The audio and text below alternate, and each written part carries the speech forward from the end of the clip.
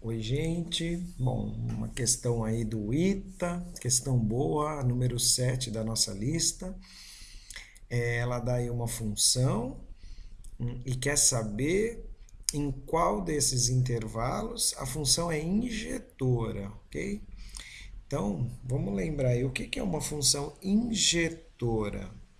Função é injetora se para dois valores diferentes de x, a gente tiver sempre dois valores diferentes de y. Então, dois valores de x diferentes e um y igual, aí a função já não é injetora, né? Agora, como é que a gente pode ver isso no gráfico da função? Então, é simples, ó. Se alguma linha horizontal cruzar o nosso gráfico em dois pontos distintos, ela não é injetora. Então, se o gráfico está subindo e começa a descer, faz uma curva, você traça uma linha horizontal ali que corta ele em dois pontos, acabou. Ela não é injetora. Então, a gente tem que ver em qual desses intervalos que essa função é injetora. Ok, então vamos dar uma pensada aí no gráfico disso daí. Aqui a gente tem um ln, lembrando que ln é apenas um log na base e, que é um número 2,7 alguma coisa, quer dizer, é um número maior que 1. Então, a gente vai tratar como um log sem problema nenhum, tá? Então, vamos lá, ó. Eu vou pensar nessa função aqui que está ali dentro primeiro, que é x² menos x mais 1, porque eu quero dar uma olhada no gráfico. Então eu vou pensar primeiro no gráfico dessa função que está aí dentro. Por quê? Porque isso é o logaritmando. E dependendo do valor do logaritmando, a gente tem um valor para o ln, ou positivo, né, ou negativo. Então vamos dar uma olhada aí primeiro como é que se comporta essa função aí de dentro. Bom, se a gente calcular ali o delta para fazer o Bhaskara e tentar achar as raízes dela, a gente vai ver que essa função não tem raízes. E como a concavidade dela é para cima, então ela não encosta no eixo x e ela só assume valores positivos. Ok, então eu vou calcular aí o x do vértice dessa função. Eu quero saber o x do vértice para eu colocar lá no gráfico e eu ter uma ideia de como ela se comporta. Então, olha só, se o x do vértice é meio, isso quer dizer que a função tem um comportamento assim. Ó. Então, ali no meio ela tem o seu valor mínimo. Acho que por enquanto a gente nem precisa saber quanto é. Eu sei que ela corta o eixo y no 1, porque o termo independente é 1. Ok, como o meio aí é a abscissa do vértice, e o vértice ele tem a questão da simetria, né? Dos pontos equidistância. Então, dois valores equidistantes do meio, eles têm o mesmo a mesma imagem pela função. Então, eu sei que o f de 1 também dá 1. E também, se a gente colocar lá o 1 no lugar do x, a gente vai ver que dá 1. Eu falei f de x, mas no caso não é. Eu chamei a função de g, então seria o g de 1 também dá 1. Então a função que está ali dentro no logaritmando tem essa cara. Aí com os valores dessa função, a gente vai fazer o quê? Vai calcular o ln deles, né? Na verdade, não é calcular propriamente, a gente vai dar uma analisada no comportamento, né? Se é positivo, se é negativo, para poder esboçar um gráfico, né? Então vamos lá. Vamos fazer aqui o plano cartesiano. Então vamos dar uma olhada aqui. Olha só. Ali, quando a função, essa g de x, né, o logaritmando dá 1, que é quando x vale zero, quando ela dá 1, a gente tem o ln de 1. E o log de 1 a gente sabe que é zero. Então, quando x é zero, aquela função f de x vai dar zero mesmo, porque o f de zero vai ser o módulo do ln de 1 e o ln de 1 é zero. Ok.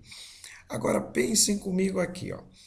Antes do zero, então antes do x valer zero, então lá para os valores negativos de x.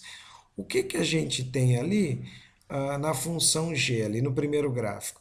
A gente tem que, para valores negativos de x, o valor da função é maior que 1 e vai sempre aumentando. Ó, se a gente vai para a esquerda, lá são valores maiores que 1 e cada vez maiores. E o que acontece com o log de números maiores que 1? A gente sabe que log de números maiores que 1 são positivos, então são positivos e cada vez maiores. Quer dizer, para o lado esquerdo, então, do nosso gráfico aqui, a gente vai ter só números positivos. Então, essa nossa função vai se comportar assim, a função ln de x² menos x mais 1 só vai ter valores positivos quando x for negativo. Ok, agora volta para o primeiro gráfico, dá uma olhada lá. Ó. Entre 0 e 1, lá no x, a função vale menos do que 1, porque está abaixo ali do 1, né, no eixo y. Então, entre 0 e 1, dá menos do que 1 a função, sendo que no meio ela tem o seu valor mínimo. Então, vejam, se dá menos do que 1, log de números menores que 1 dá negativo.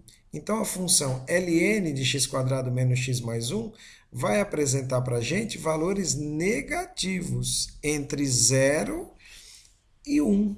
Valores negativos, sendo que no meio vai ter também o seu valor mínimo.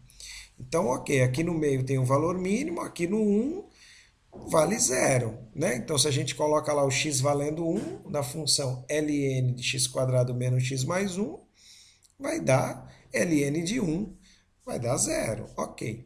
E para números maiores que 1, para x maior que 1, a função g de x também vale mais que 1. O logaritmando vale mais que 1. Se o logaritmando vale mais que 1, o log vale um número positivo e vai cada vez aumentando. Ok. Vejam que eu fiz esse gráfico, esse segundo gráfico, para a função ln de x² menos x mais 1. Não foi para o módulo. Então vamos fazer agora a função com o módulo. O que acontece com o módulo? Tudo que era negativo fica positivo. O que era positivo continua lá, tá ok?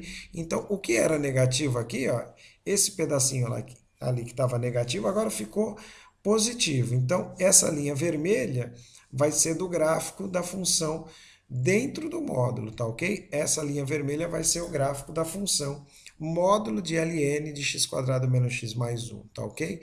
Então, a parte que já era positiva, continua positiva, tá tudo bem. Ok, agora vamos olhar para o gráfico, olha só.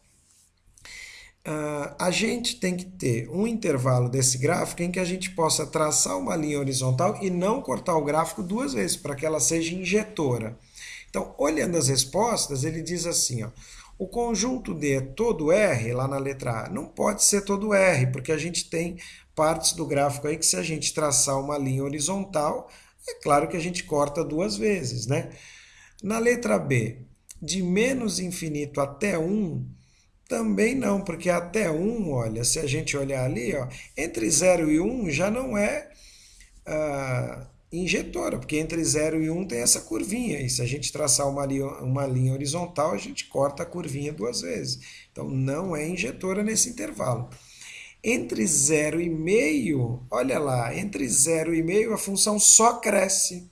Não tem curva de decrescimento, né? Ela só cresce, então ela é injetora nesse intervalo. Né? E só para a gente conferir, ó, a letra D, entre 0 e 1 ela sobe e desce, não é injetora, e de meio até infinito, ó, de meio até infinito, no meio ali, ó, ela está no ponto mais alto, ela desce, depois ela sobe. Então, se desce e depois sobe, não é injetora. A injetora só sobe ou só desce, tá ok?